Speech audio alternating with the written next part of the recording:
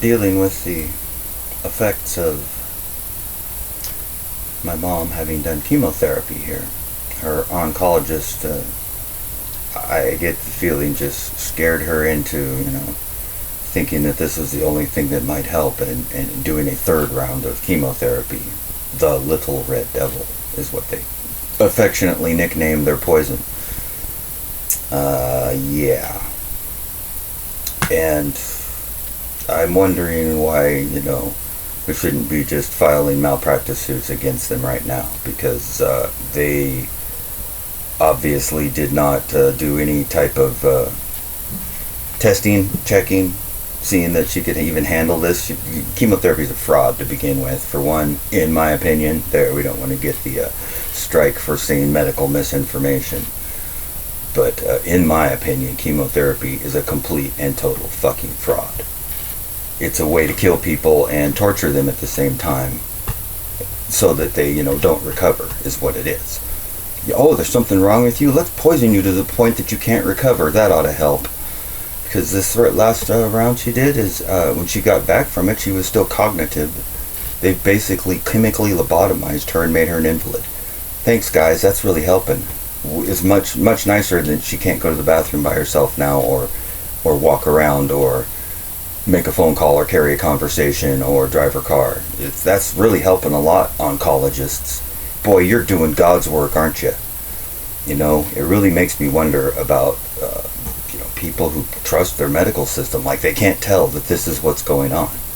Are they just, whistling with their hands in their pockets, looking up at the sky? Oh, not looking at the sky. They don't look at the fucking sky. What are they doing? Not looking at the sky and not thinking about that everyone's being poisoned in every possible way, and even the people that are charged with helping us are poisoning us. What better industry, than medical or law enforcement for narcissists to move into? If you realize you have no emotional response to normal things that people have emotional responses to, and you can get paid for it, well, hey, oncology might be for you. If it doesn't bother you in the slightest to poison men, women, children every single day, slowly until the point that they die, and it doesn't bother you in any way, then you should get your training and become an oncologist or a chemotherapy technician. They're desperately needed across the nation, in children's cancer hospitals everywhere. Jesus H. Criminies, what a joke. This country is a freaking joke. Pathetic one. It would be funny if it wasn't so fucking sad. Yeah, let's go have some wars too. Hey, we gotta protect ourselves, or protect our way of rights, right? Pick the area of interest, and this country is a fraud and a joke and a lie. Across the board, there isn't anything legit in this country. Everything that is said to be helping you is harming you. All the people charged with protecting you are not protecting you. Nobody's protecting you. If they were protecting you, you wouldn't be sprayed with Kimberly T. rails all day. If the vote mattered, you wouldn't be sprayed with Kimberly T. rails all day.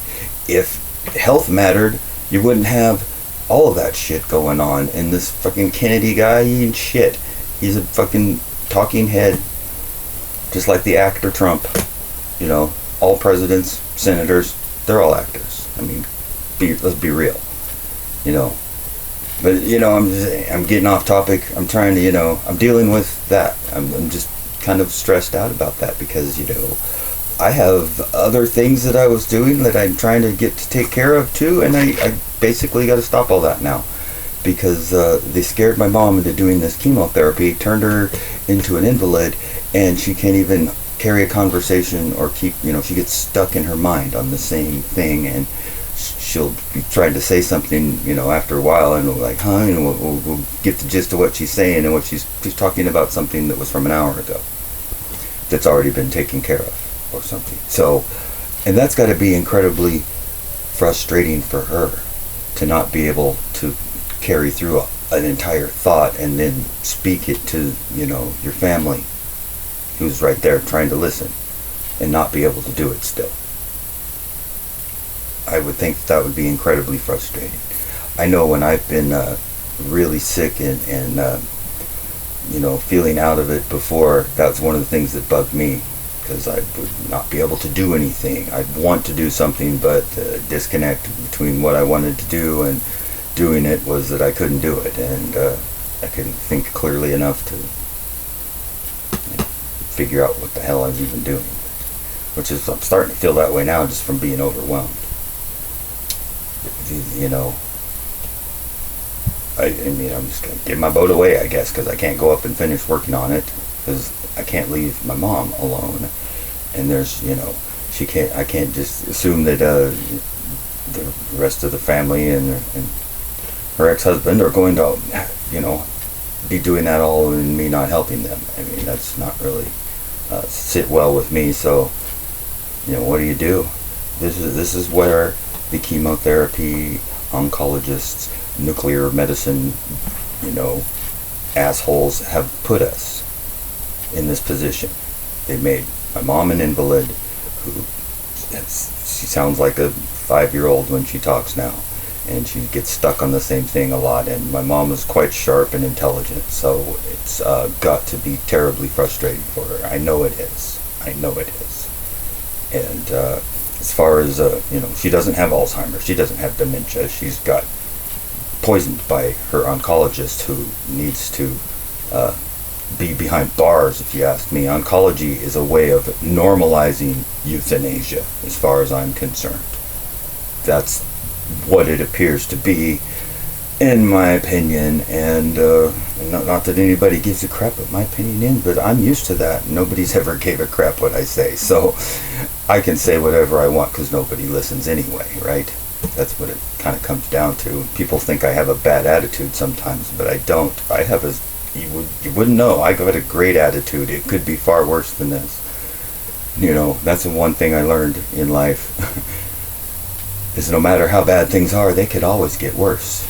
And that's true down the line. No matter how bad things are, they can always get worse. So in that light, it's good to be thankful for what you have and the things that aren't going wrong. But if that's the lowest common denominator you have to go to all the time in order to feel positive, it kind of sucks. Because this isn't a natural way of living.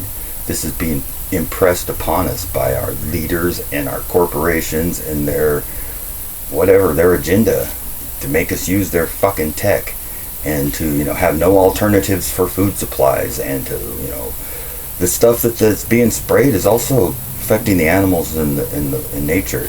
Even if some outdoorsy person could make it out into the woods and find a place where they weren't going to get bothered, there's not enough game to survive on anymore. And it's not from overhunting and overfishing. It's from our leaders and rulers and world rulers killing the animals and the food, so people cannot leave the cities. You wouldn't be able to survive. And they're spraying it out anyway, everywhere. You think that doesn't affect the trees? Putting aluminum oxide dust into the plants and the ground soil makes them more flammable. Any fires lately? Geez, you know. I don't know. I could go on and on, but I'm not. I'm just. This is about the medical fraud. This country is a fraud. I can't believe that people will go on and you know, let them put a port in your fucking chest to pour poison in you, and then, oh yeah, they're helping me.